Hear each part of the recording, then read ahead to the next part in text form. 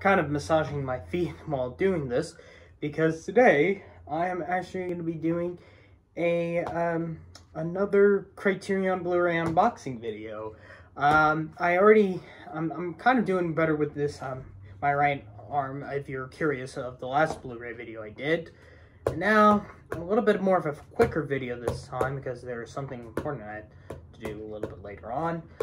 So I'm going to try to go this as quick as possible. This is the last round of the 80s movies. Like, that would have been potential Oscar-nominated movies, as well as 2 other 90s movies that could have been potential Oscar nominees. So I'm going to try to go this as fast as I can. So the first one is actually, I'm surprised, because I just got these today, but I already know which movie I purchased, but the spy number just surprised me a bit here, with spy number 37, which, as you can see, from Terry Gilliam, from 1981, Time Bandits. So yeah, I finally got another Terry Gilliam film in my collection, of course. The other one I have is Fear and Loathing in Las Vegas. I know there were a couple of his other legit Oscar-nominated ones, like The Fisher King, and I know there was one 80s movie he did do, but I just wasn't really a fan of those movies, and I just tore the sticker. That's great, but it doesn't really matter because I don't keep the stickers. But unique fantasy element of this boy with just these swordsmen and going through a time-traveling, stealing like some of the most sacred treasures, I would say, and definitely found out a big adventure, I must say. Let's see what the book. Oh, is it like yeah? Okay, it's like yeah. So this. Oh, the map. Oh, okay. So the time traveling map is like a poster with the yeah, with the essing in the back. Like, you have a lot of notable actors in the movie, of course, like John Cleese, Sean Connery, Ian Holm. Oh man, like, and a couple others, but mainly, specifically, of course, it's Terry Gilliam's movie, time-traveling movie. Weird, bizarre adventures and a very intense, like, climax, I would say. But, oh man, many reveals, but an awesome journey it was. Next is spy number 563 from 1986 by Jonathan Debney, Something Wild. So I wasn't sure how this one was going to be when I first go into it, and it's basically Jeff Daniels as this this businessman who got a big promotion, is basically been, like, not really abducted, but been specifically yeah, this kind of like say like this a road trip between some sort of lady who is played by Ray Liotta. And this is just basically like a whole road trip adventure, like, with, no, Melanie Griffith, not Ray Liotta. Why did I say Ray Liotta? For some unknown reason. Ray Liotta is like the antagonist of the film, I meant. I'm dumb, but it's, I don't know why. I thought that, for a second, that name sounded familiar, and I thought, because that almost, like, the last name kind of felt like a girl's name for some reason, but,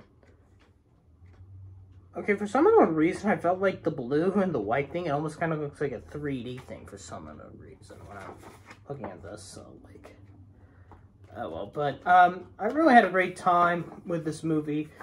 A little bit weird at the very beginning, but once the journey progresses, that's when you get the idea of the synopsis. The next is spy number 359 from 1991 by Krzysztof Kieślowski, The Double Life of Veronica. No,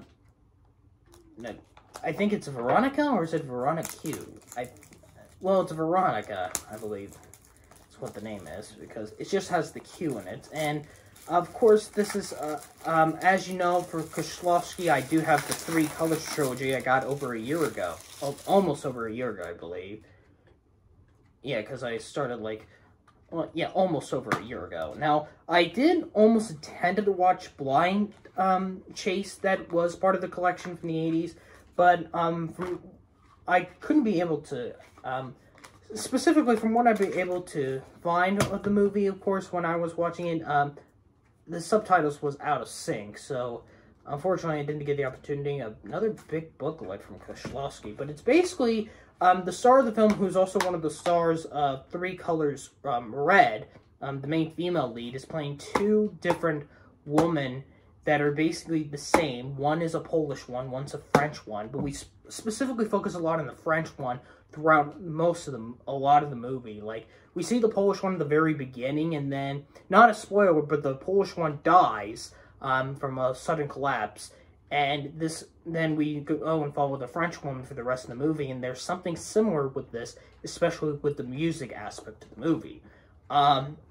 Definitely a unique adventure, but I rather wish we had more, like a 50-50 about both of the lives, but of course this was a fictionalized movie. Next is Spy number 599 from 1994 by, of course it doesn't say the director's name. I should have looked at the director, but it's, oh yeah, Louis Molly. I don't know why I wasn't okay. Vanya on 42nd Street. Now, I know there is, of course, the box trilogy set of Wallace Shawn and, Shawn and, I'll get that in a second, but you know what I'm talking about. Like, Wallace Shawn, of course, who's Rex in Toy Story. Like, the Criterion Collection had a trilogy box set of all three. I think it's Andre Gregory, that's the name, if I'm not mistaken. I'm just opening this real quick. The booklet, where's... Yeah, Andre Gregory and Wallace Shawn.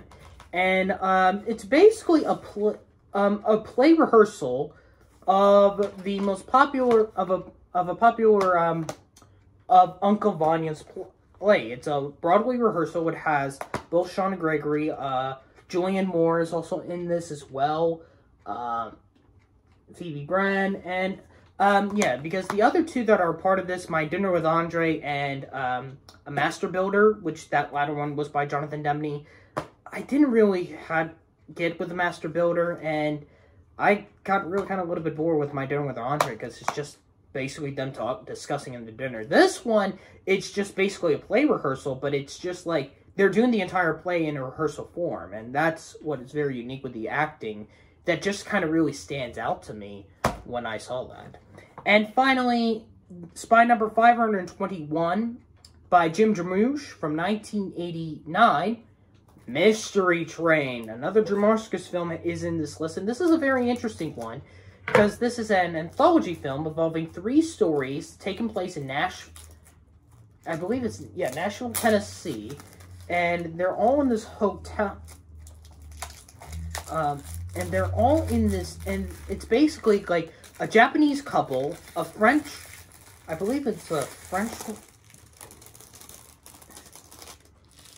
like an Italian woman who is a Japanese couple who is kind of like touring, like on vacation, an Italian widow with an American woman, and then a broken-hearted British man with 2 of his buddies, which one of them is played by Steve Buscemi, who's the only recognizable face of this entire cast. And they all take place in the exact same day, same night, and all in the same hotel, which features Screaming Jay Hawkins as one of the hotel peoples most of the movie. So there is like a total of massive, very interesting move, because I really did not know what this was going into until when you go through progress throughout the entire movie, and it really I actually had another great time with this.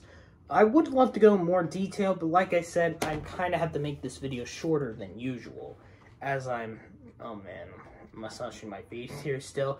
I'm using a specific massaging machine for my feet right now, but with that being said, I know this one's a bit short, but that also kind of wraps up like the potential 80s movies and some additional 90s movies on the Criterion Collection, which means next up for the Criterion Collection, I'm going to the 70s. So be on the lookout for that, and hopefully more regular Blu-rays to come. Hopefully more regular content will come soon. I will try to get the reviews if I can ever start in the production of those reviews when I start my Oscar movie marathon, but I guess I'll have to wait and see. But with that, thank you for watching. Hit that subscribe button, and you know the rest. But yeah, and the video ends now.